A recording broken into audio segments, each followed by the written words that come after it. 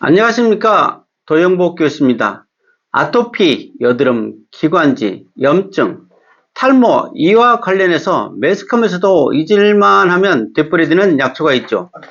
아마도 민간요법에서 가장 많이 사용되는 약초 중 하나이기도 합니다. 요즘 주변에서 메밀 잎사귀와 비슷하게 생긴 하얀 4장짜리 꽃잎들이 무더기로 피어 있는 것을 보았을 것입니다. 바로 어성초입니다. 오늘은 논란이 되고 있는 여러 효능에 대해 낱낱이 파헤쳐서 여러분께 정확한 정보를 전해드리겠습니다.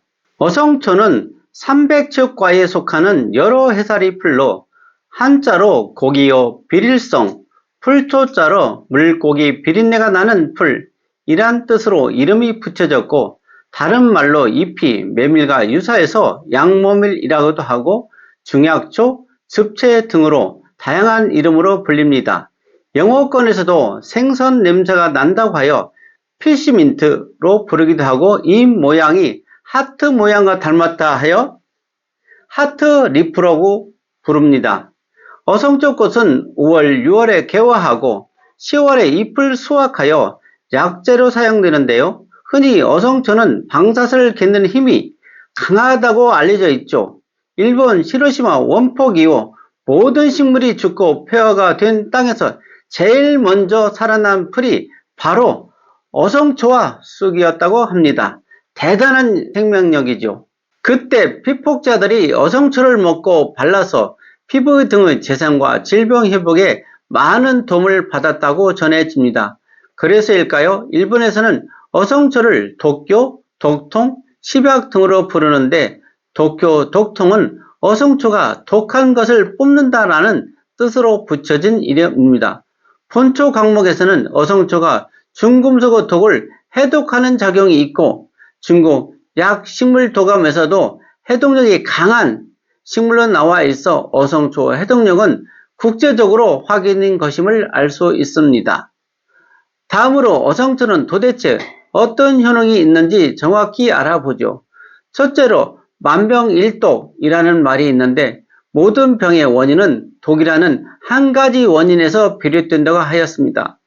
어성초는 만병의 근원인 독소를 해독한다 하여 해독초라고 부를 만큼 강한 해독 기능을 하며, 어성초 성분 중 데카노일 아세트알데히드라는 설파민 같은 항생제의 무려 4만 배의 농도를 지녔기에 어성초를 천연 항생제라고 부르는 이유죠. 둘째, 피부 트러블 개선, 특히 아토피에 관한 효능에 대해 알아보죠. 어성초의 쿠에르치트린 성분은 모세혈관을 확장시키는 효과가 있으며 피부의 독소를 적해주는 강력한 항균 작용을 해주기 때문에 미백 효과 및 여드름 같은 피부 트러블을 줄여줍니다. 까다롭기로 유명한 일본에서도 어성초를 먹는 미용제라고도 하며, 어성초 비누, 어성초 유액, 어성초 화장수, 어성초 연고 등 미용 제품으로도 많이 시판되고 있습니다. 한편 만성화된 아토피에는 수년간 아토피 처방을 해야 하지만, 나이가 어릴수록 특히 어린이의 경우는 3개월 정도 복용하게 되면 대부분 아토피가 사라지는데요. 이는 많은 경험과 실험을 통해 밝혀져 있습니다. 셋째로 두피 건강, 그 중에서 탈모 예방에 관한 문제입니다. 모세혈관이 손상되거나 두피에 독소가 쌓이게 되면 머리카락이 쉽게 빠지는데, 어성초의 쿠에르치트린 성분은 모세혈관을 강화시키고 두피에 쌓인 독소와 노폐물을 효과적으로 제거해 주어 탈모 예방에 탁월한 효능이 있습니다. 또한 어성초 차가운 성질은 두피에 열을 내리게 하여 탈모 예방에 도움이 되고, 데카노일 아세트 알데히드 성분은 두피 속의 모낭증 봉식을 막아 탈모 예방뿐 아니라 발모에 도움을 줍니다. 네 번째로 기관지에 대한 효과로, 어성초는 열로 인해 발생하는 종기들에 대해 굉장히 뛰어난 효과를 보이는데요. 바로 몸속에 생긴 종기와 굶은 상처들을 치료하며 담열에 의한 기침, 각혈 치유와 기관지를 진정시켜 만성 폐질환이나 기관지염에 아주 좋은 약재로 쓰입니다. 다섯 번째, 어성초는 신진대사를 촉진시켜서 혈액을 깨끗하게 맑게 만들어 혈액순환을 개선하고 몸 안에 쌓인 노폐물과 중금속을 해독하고 배출시켜줍니다. 여섯 번째로 어성초에 함유된 칼륨, 큐에르, 시트린 성분은 수분 대사를 조절해서 소변이 잘 안 나오거나 너무 자주 나오는 증상들을 정상화시킵니다.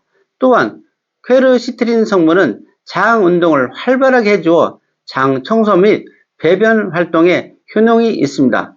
그럼 이런 소중한 어성초를 어떻게 섭취해야 할까요? 일반적으로 생 어성초는 비린내가 아주 심하게 나지만 어성초를 가공한 식품에서는 비린내가 나지 않습니다. 어성초를 건조시키거나 열을 가하게 되면 비린내가 완전히 사라집니다. 오히려 어성초, 건초를 끓여보면 약간 구수한 맛과 쑥 냄새 비슷한 향이 납니다. 자, 그럼 시작해보죠. 첫 번째, 샐러드나 나물로 먹는 방법인데요. 어성초의 어린 잎은 여러 야채와 함께 샐러드로 먹을 수 있습니다. 생선 비슷한 냄새가 싫다면 뜨거운 물에 살짝 데쳐서 나물로 무쳐 드셔도 좋습니다. 두 번째로 일본에서 건강차로 유명한 어성초차 만들기 위해서는 잘 말린 어성초 20g에 물 3리터를 넣은 후 강한 물로 끓여주다가 물이 끓기 시작하면 약불로 주로 40분 정도 더 끓여주고 끓인 차가 식으면 냉장 보관하고 차게 드셔도 좋고 따뜻하게 드셔도 좋습니다. 세 번째, 많은 분들이 관심을 가지고 있는 발모제 만드는 방법을 알아보겠습니다. 30도짜리 담근 1.5리터의 어성초 20g과 자수요 10g, 녹차 10g을 2대 1대 1로 비율로 넣고 3개월 숙성 후 약초를 건져내고 냉장고에 숙성시켜 두피에 바르면 됩니다. 다만 심한 탈모에는 전문가마다 특별한 솔루션이 있으니 상담이 필요합니다. 다음으로 어성초액을 추출하는 방법을 안내해 드리겠습니다. 우선 말린 어성초 30g에 물 1.5리터를 넣고 압력밥솥에 삶아줍니다. 센 불로 30분 정도 끓이다가 압력 추가 돌아가면 약불로 줄여 30분 정도 더 끓여줍니다. 물을 식힌 후 위로 올라갔던 어성초가 가라앉으면 어성초액이 완성됩니다. 이렇게 만든 어성초액은 스킨이나 토너에 섞어 화장솜에 묻힌 뒤 얼굴에 올려두면 진정 효과가 있고 물에 희석하여 세안하면 피부 미용에 많은 도움을 줍니다. 또한 어성초 원액을 물에 희석하여 조결하게 되면 무좀 치료에도 큰 도움이 됩니다. 이 밖에도 어성초주를 담아 드시거나 장기간 발효 숙성시켜 마시기도 하고 또 어성초를 분말로 만들어 먹거나 꿀로 섞어 환을 만들어 먹기도 합니다. 이렇듯 어성초는 우리 몸에 아주 좋은 약초임에도 분명하지만 어느 약초나 마찬가지로 그 부작용에 관해서는 꼭 체크하셔야 합니다. 어성초는 특별한 부작용은 없으나 몸을 차게 하는 성질이 있으므로 몸이 차거나 냉증, 설사를 자주 하는 분은 생약초를 그대로 사용하지 마시고 덮거나 전문가와 상의하시기 바랍니다. 특히 임산부는 더욱 각별한 주의가 필요합니다. 오늘은 요즘 한창 피어난 순백일꽃 어성초에 대해 알아보았습니다. 언제 어디서라도 이 꽃을 보게 된다면 이 영상과 함께 어성초와 그 효능을 다시 한번 생각해 보시기 바랍니다. 시청해 주셔서 감사합니다.